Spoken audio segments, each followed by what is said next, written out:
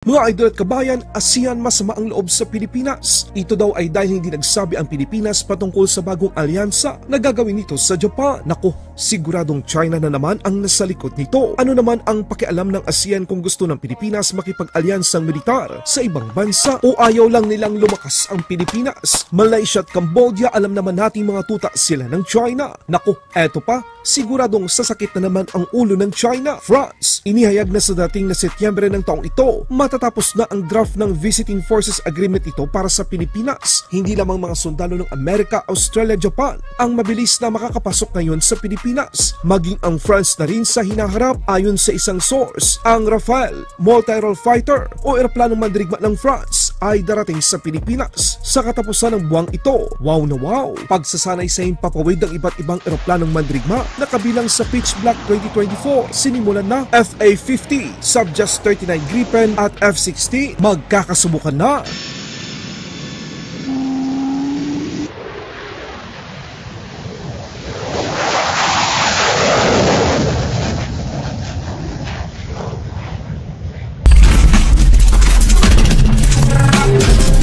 Super good news na naman mga kabayan. Kakasimula pa lang ng alyansa ng Japan at Pilipinas, France at Pilipinas. Inaasahan din ang paglagda ng Visiting Forces Agreement. Wow na wow! Hindi lang military ng Amerika, Australia, Japan ang makakapasok ng mabilis sa Pilipinas. Maging ang mga sundalo ng France at mga fighter jets dito sa hinaharap ay lalapag na rin sa mga base militar ng Pilipinas. Ayon sa impormasyong ating nakala, inaasahan na ngayong Setyembre matatapos na ng France ang draft ng Visiting Forces Agreement para sa Pilipinas. Siguradong sasakit na naman ang ulo ng China dahil dito at siguradong magrereklamo na naman dito ang ASEAN. Pero hindi dapat magpa-apekto ang Pilipinas dahil mahalaga sa atin ang pagkikipag-alyansa. Sa katunayan, ayon sa isang mapagkakatiwalaang source, lalapag sa unang pagkakataon ang mga fighter jets ng France sa Pilipinas. Sa katapusan ng buwang ito, inaasahan ang pagdating ng French Air Force at ang Rafale multi-role fighter. Lalapag ang mga ito sa Clark Air Base sa Pampanga sa Pilipinas. Isa itong indikasyon na wala nang makakapigil pa sa alyansang Pilipinas at bansang France. Mabuhay ang bansang France, mabuhay ang Pilipinas! Sa ginagawang Pitch Black 2024, isang malawakang pagsasanay militar kung saan kabilang dito ang 20 mga bansa, 6 sa mga bansa ang mga bago sa pagsasanay na ito na ginagawa taon-taon. Kabilang dito ang Pilipinas, Spain, Italy, Papua New Guinea, Fiji at Brunei. Matapos makalapag ng mga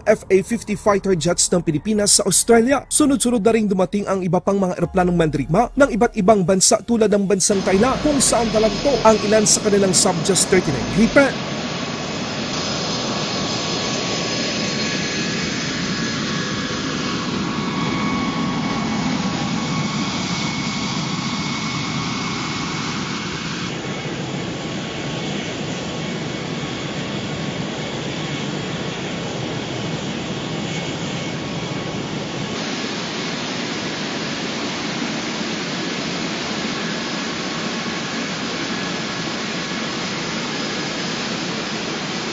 Sumunod naman dito ay ang bansang UK. Dala nito ang kanilang F-35, 5th generation fighter jets.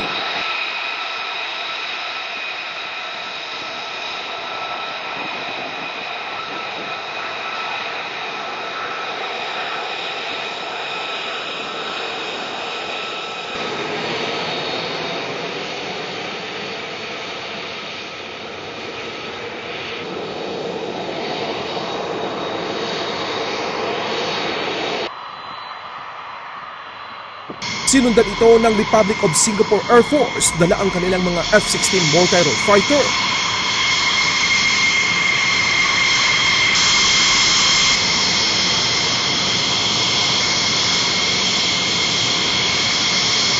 Siyempre, hindi magpapahuli ang bagong kaalyado ng Pilipinas, ang Japan. Dala ang maangas na F-2 multi-role fighter. Ito ay nagmula sa disenyo ng F-16 multi-role fighter ng Amerika.